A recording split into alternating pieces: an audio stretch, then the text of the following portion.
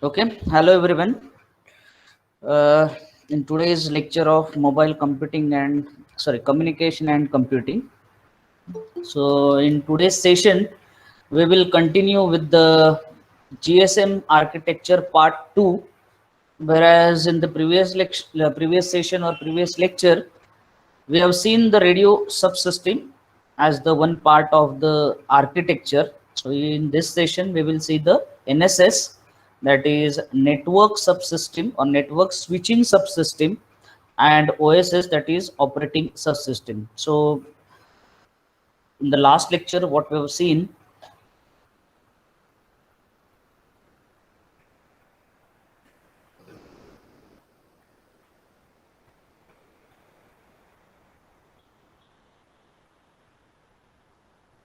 okay.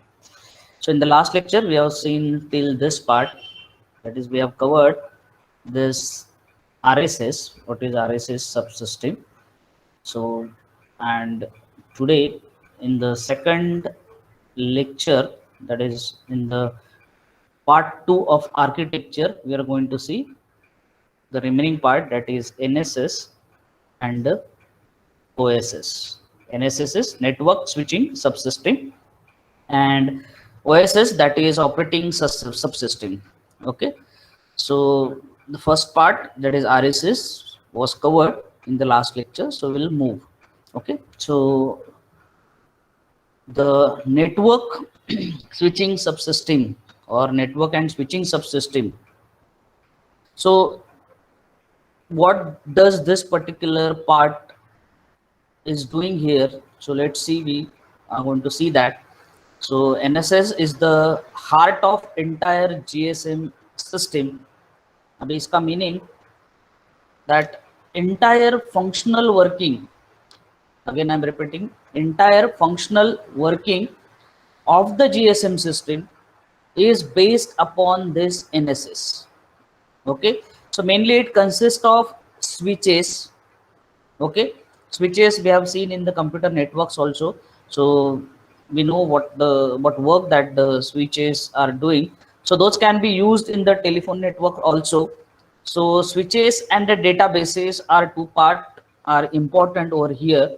So first, switch, which is the core part of NSS, is the mobile switching center.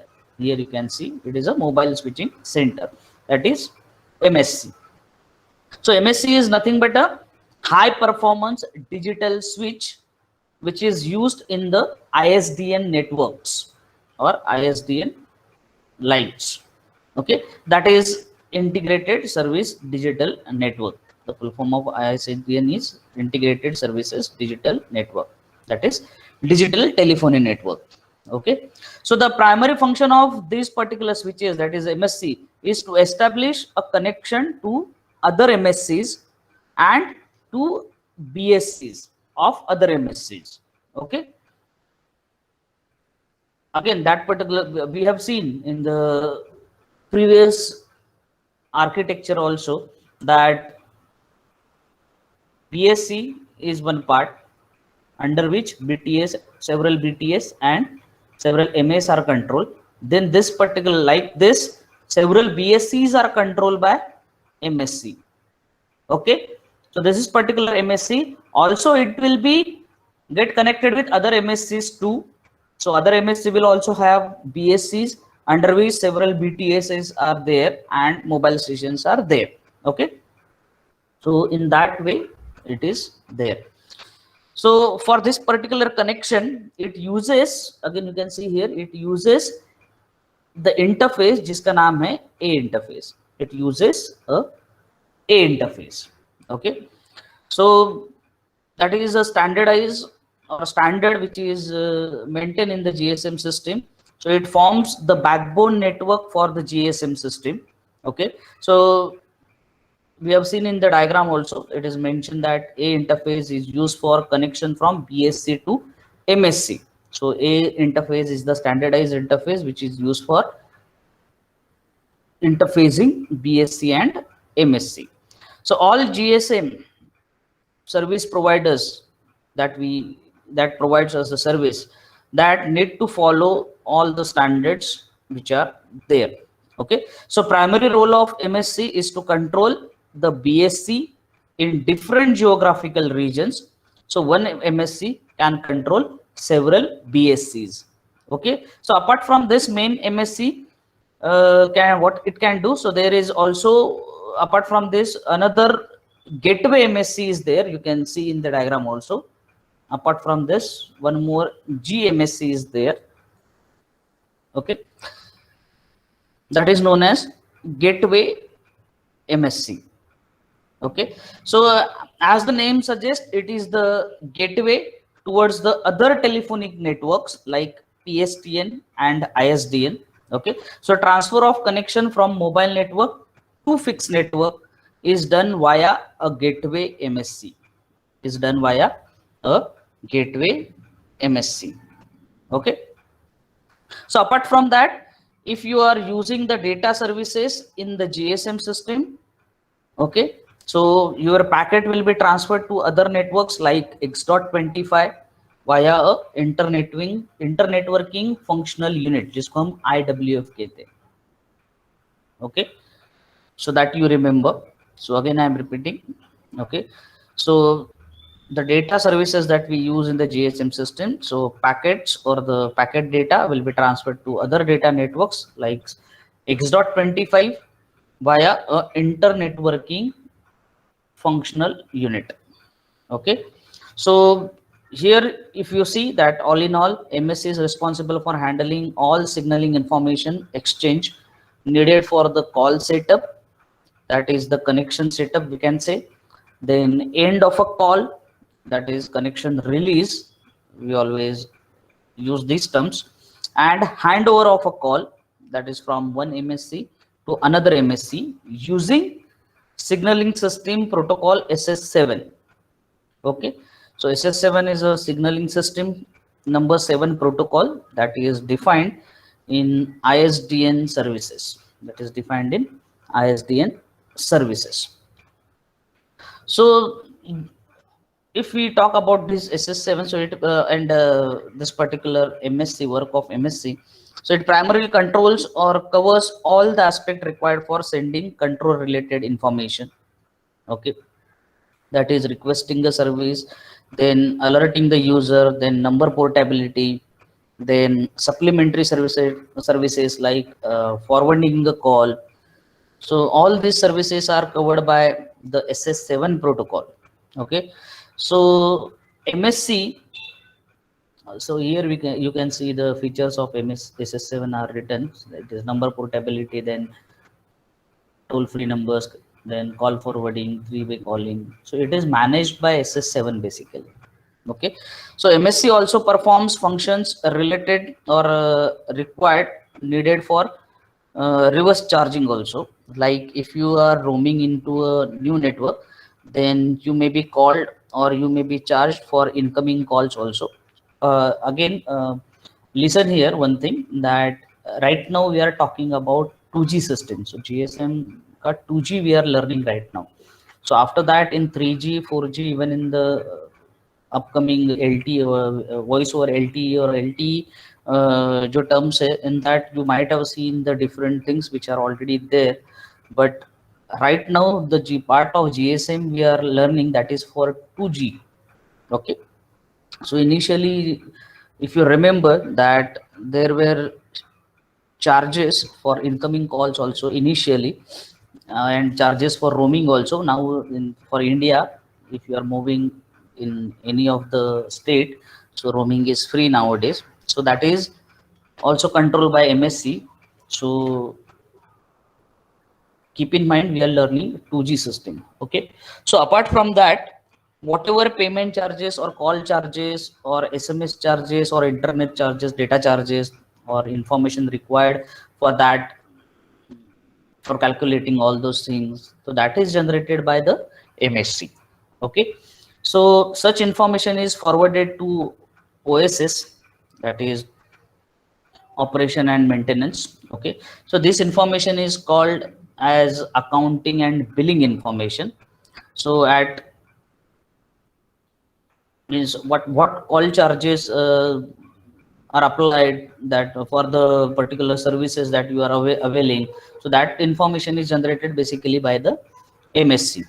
Okay, so if you consume suppose 1 MB data, so that particular data, depending on the service provider and services that you avail, so depending on that, how much charge should be there for your bill, or how much data you have consumed for your subscriber services.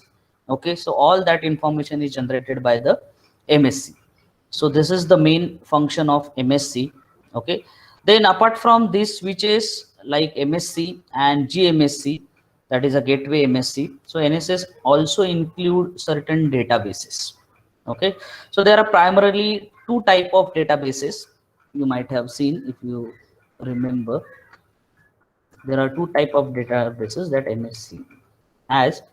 One is HLR and the other one is VLR, home location register and visitor location register. Okay, now the home location register is a database. As the name suggests, it is a home database for all the subscribers. Okay, so here the meaning of home database is, in whichever MSC, again listen carefully, in whichever MSC you purchased your SIM card to start use of your subscriber services, so that MSC becomes your home MSC. Okay, and database associated with the MSC becomes your home database. Okay, so that is home location register database. Okay, so what kind of information is stored in this particular home location register? The answer is, it stores two types of information. One is the static information, okay, and the other one is the dynamic information.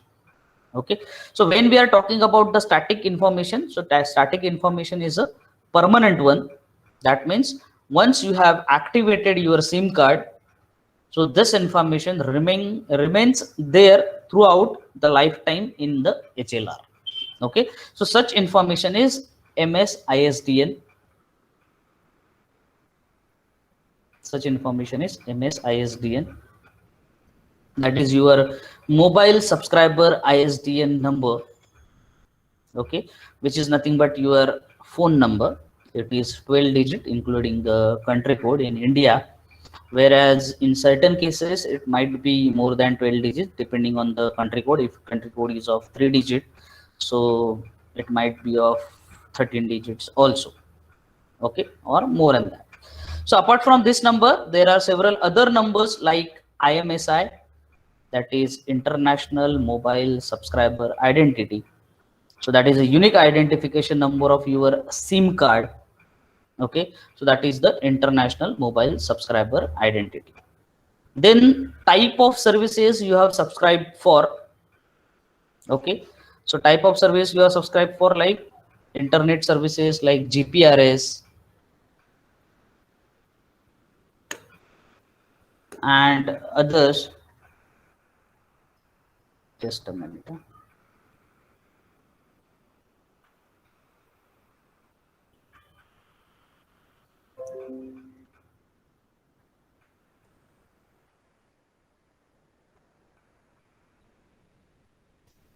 Okay, so like internet services, जैसे कि your GPRS, your roaming services, call forwarding services, then conferences, conference call services, then whenever services that you subscribe for every that reason, it will be informed, or the information will be stored in your HLR. So this information is the permanent one. Then apart from that, the second thing is there, that is a dynamic information. Okay, so the which is regularly updated by the HLR. So it can consist of current location of a area, or current location of the user, though the user is mobile and moving one from one point to other point. So that is a dynamic information. Then the roaming number. If you are moving and if you moved out of one particular MSC and move to the other MSC, then you required a roaming number too. So that number is also stored in the HLR. So apart from that, if you are roaming into some other MSC, then you will be registered with the visitor location register, that is VLR. Okay, and that will be registered in the HLR also, that is home database. So if you move from one MSC to another MSC, your location is updated via entry in the VLR. As soon as user, that is mobile station, or user moves or leaves the current location in, okay, so then that particular thing is also get updated into HLR. So HLR will be updated like this. Okay, so let's take an example on this to understand more. Okay, so I'll just use the eraser.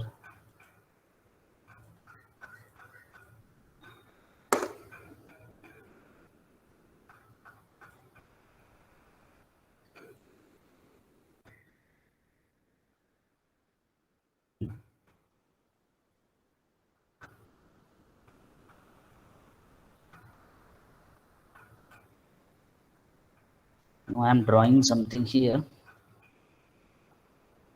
Suppose this is one of my cell.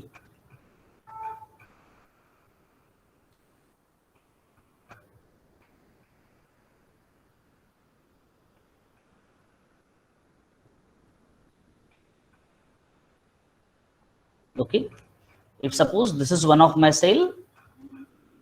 Okay, so let's say it is my cell, which includes one MSC. Okay, okay, also it includes one HLR and one VLR into it. Okay, and other entities that are required for a GSM system. Okay, it also includes different interfaces to different entities of the GSM system. That interfaces, we know what different interfaces are and how those interfaces are used. Okay, now let's say that if you have purchased a SIM card within this particular MSC. Okay, so you are the subscriber of this particular MSC. Okay, so this become your home MSC. इसको हम कहेंगे home MSC. Okay, so whatever entities present in that will be your home entities, like home location register, and your information will be updated in this particular database, that is your home location register. Okay, so VLR associated with this particular MSC will not store your information. Now listen carefully. Okay, so this particular VLR, where you are a subscriber for this particular sale, which is a home MSC of your, so HLR keeps information of yours, whereas your VLR, means VLR belonging to this MSC, will not store your information. So what it will store? So this VLR is responsible for the users which are coming from outside, who come into this particular MSC. Suppose again here another sale is there, which is belonging to, suppose, which is belonging to other MSC. One more MSC is there, suppose.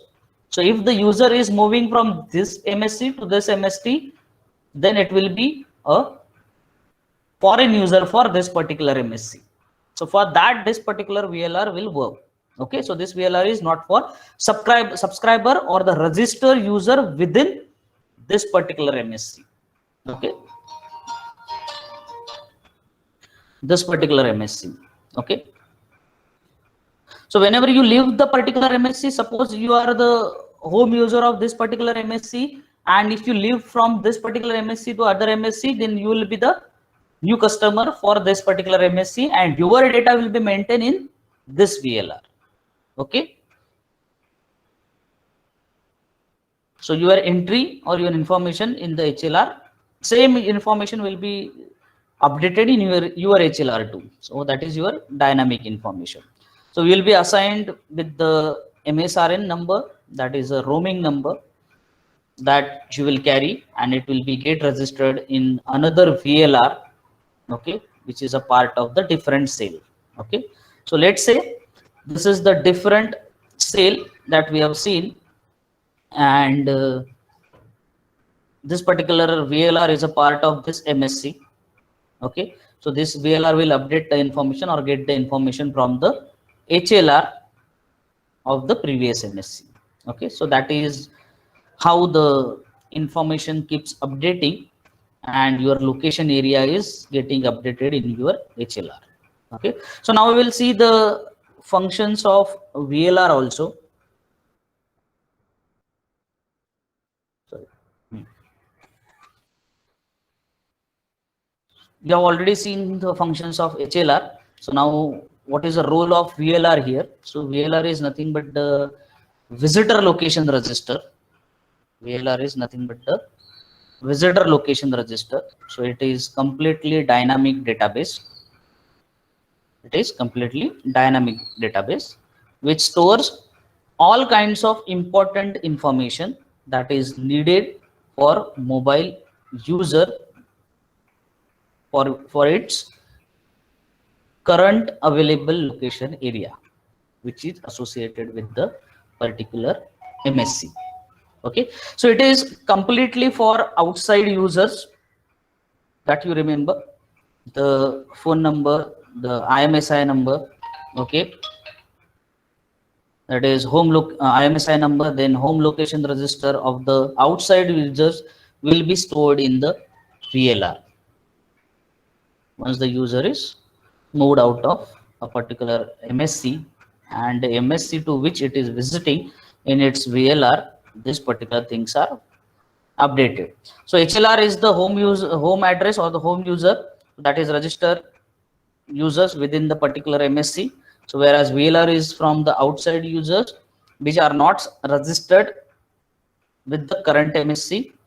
Okay, so that is what it is said in the particular statement. If a new mobile users comes into your current location area, then VLR associated with that particular MSC is responsible for storing all the relevant information to the current VLR. Okay, so VLR acquires this information from the other MSC to which the foreign user is subscribed for. So this hierarchy of the VLR and HLR avoids the frequent HLR updates and long distance signaling of user information.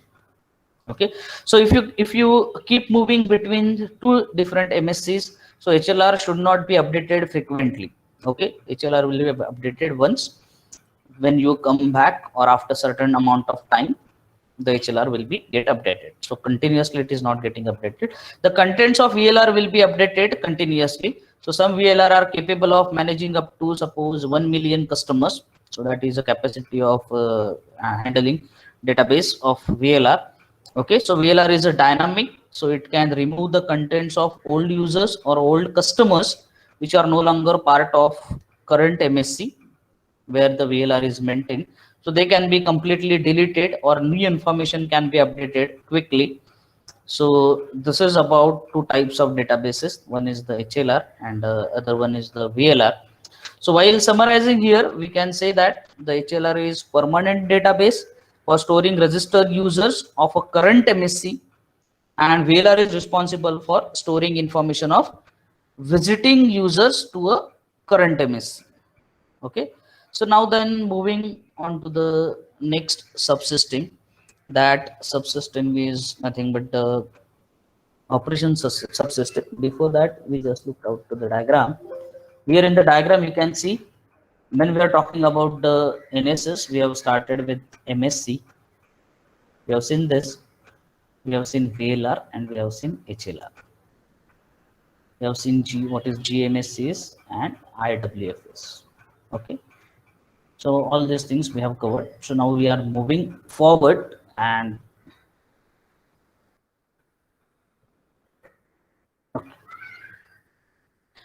So here the next subsystem, that is operational subsystem or operation subsystem. So as the name suggests, it is responsible for centralized operation and maintenance of all the GSM subsystems, that is your RSS and NSS, and different entities which are involved in the RSS and the NSS, or we can say the different components which are involved in RSS and NSS. So operation subsystem manages all other subsystems. It basically contains three types of components. That is, one is the authentication center, okay, then operational and maintenance center, that we will see in the next slide, that is OMC, and equipment identity register, that is EIR. All three we are going to see. Okay, so let's look at the authentication center. Okay, so in the last session, if you remember, so we have discussed that our conversation or our information that is exchanged over the radio waves, that remains protected throughout the air interface. Okay, so authentication center will require to authenticate your valid identity. Okay, authentication center will require to authenticate your valid identity, and the data transmission which take place between into air interface. Okay, so it is used for encrypting your data also. So primary role of authentication center will be protecting user identity and its data transmission, for which it will require encryption of the data. Okay, so what does authentication center rule says? So basically authentication center rule is specifies the authentication parameter on request of VLR. So when you go into a new MSC, VLR will generate a request to AUC to generate authentication parameter for new entered user. Okay, because anyone can enter into any kind of MSC. So it is work of MSC to verify that or verify the authenticity of that particular user. So AUC is responsible for that reason. Okay, so apart from that, AUC contains some algorithms to verify the authenticity. We are going to see those algorithms later on. Okay, so as well as it contains the keys that are required for verifying the authenticity and encrypting the data which is transmitted by the newly entered user or existing users. So authentication center, we can say, is very important part of operating or operational subsystem. Okay, so that's why it is protected in the HLR, because HLR contains the information for permanent users or subscribed users, or we can say the registered users. So that's why authentication center works with the HLR and MSC for the reason of authentication of users and to handle the encrypted data as well as to handle the communication. Okay, so this is what the authentication center is. We will see the next, that is second one, that is OMC, operation and maintenance center. So as the name suggests, it monitors and controls all other network entities via standardized O interface. So if you remember here, whether it is shown or not, I need to check. It is given. Now here you can see the OMC is connected with others with the interface whose name is O interface. Okay, so that is what the OMC interface is, which is nothing but the SS7 protocol along with the packet data network, that is X.25. So what are the functions of OMC? What is the meaning of monitoring and controlling the network entities means? What does it monitors? Okay, so that we just look into it. So it monitors the traffic on different channels. Okay, and what is the status reports, or what are the status reports of different entities which are functioning to fulfill the capacity, which entities cannot, suppose cannot accept or cannot provide the further request. Sometimes suppose the entities are ideal. So like if there is any base station, suppose as example, while that particular base station doesn't have any user in its sale, so then what to do about that particular channels allocated to that particular base station? So all such status reports will be monitored by the OMC. Okay, then where to check whether all the subscribers are authenticated or whether their data transmission is secure or not, that is monitored, or monitoring is done by the OMC. Okay, then in the AMC, we have discussed the call charges or billing information that is generated by the MSC and it is transferred to the OSS. So OMC will take the information from MSC, and depending on the report or the information which is given by the MSC, the OSS will prepare the charges for that particular user depending on the amount of voice which is used, amount of data that is consumed, or depending on the subscriber services. Okay, so account and billing task is done by the OMC.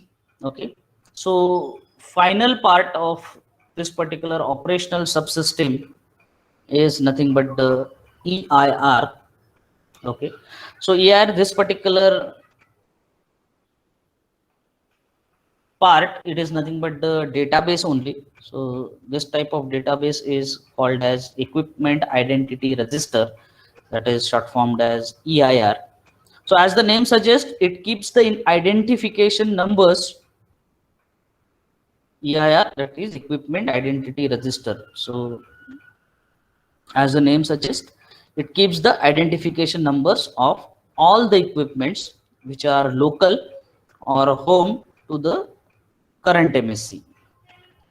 So it stores all device in identification like IMEI number, okay, which are registered for the current available network or for particular network. Okay, so visitors who are coming into your network, suppose, so will not register their IMEI permanently in the EIR. Okay, so this information is obtained from EIR or the other MSC from which they actually belong, means from their home location. Okay, so EIR contains handset IDs, that is your IMEI numbers. It keeps basically 3 types of list which contains information of IMEI numbers. So it keeps one list which is known as blacklist. Okay, so which contains a list of devices which are already stolen, suppose, and so that they can be blocked, or we can say they can be locked, and such status will be updated in this particular blacklist. Okay, so whenever your mobile handset is stolen, if you complain to your customer care service, and it updates the entry in the blacklist of the EIR saying that this particular number is blacklisted, so that further calls cannot be made from the particular handset. So, but unfortunately, what happens, this particular blacklist of different service providers are not usually get synchronized. Okay, so if you are using different services from different service providers, then they might not communicate with each other, and that is the area where the attackers or the people who are stealing the particular mobile phones and using it, they will survive. Okay. So the illegal use of the device is another operator is possible because of this, we can say. So that is what the blacklist. Again, there are so many different things are also there. So changing the IMEI number and many other things are there. So there are also two more lists present. One is the white list, which is the list of all the valid IMEI numbers which are currently in the network or currently registered to a particular network. Now, valid IMEI means valid IMEI are nothing but the fully functioning IMEI numbers. Okay, that means it is a white list. Means fully functioning, it is properly registered. It has the devices having proper IMEI number. So that is a white list. Okay, so last list is the gray list, which is mentioned by EIR. So it is the list of all malfunctioning devices. So here malfunctioning devices means it is not we are not giving the it is not mean that if you are displaying that particular device, if your device itself is displaying certain message and that device is damaged, so that is, we cannot call it as a malfunctioning devices. So here malfunctioning devices are what? So suppose the devices whose radiation power is above the standards or below the standards, so then that particular device, or we can mean it as a illegal transmission, it is illegally transmitting more power, then that particular device is a malfunctioning device. Okay, or if your device has modified with its own IMEI, someone is tampered with its IMEI, then it is called as a malfunctioning device. If your device is tampered with the MAC address which is required for Wi-Fi connection, then also it is called as a malfunctioning device.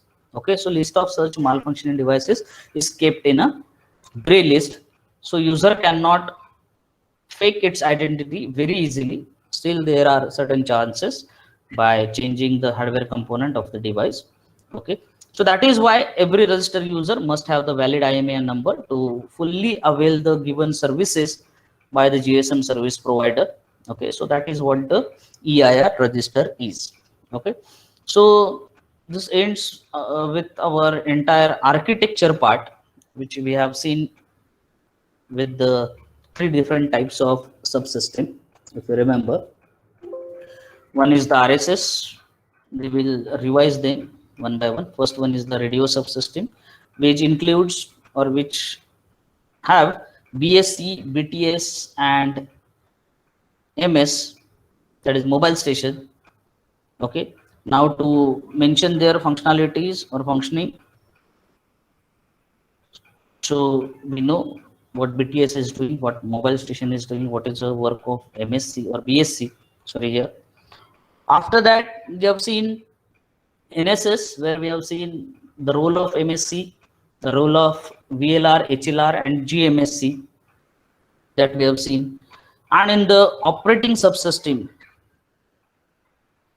in NSS, we have also seen that uh, the NSS is responsible for connection setup, and gateway MS is responsible connecting your call to extended network or external network, and IWF is responsible for transmitting GSM user data to other data networks through SS7 protocol.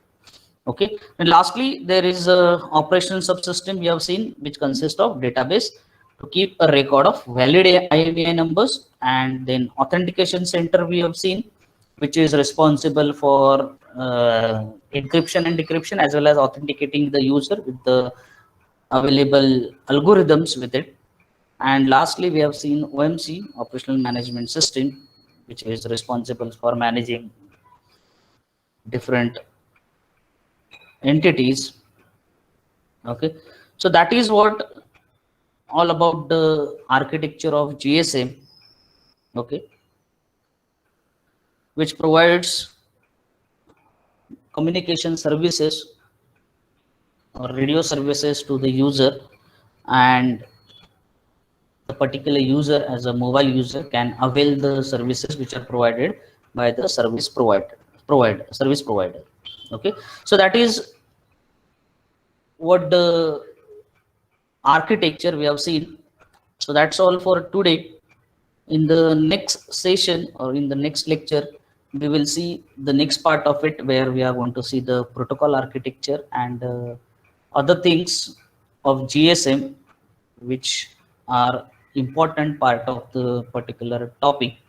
Okay, so that's all for today.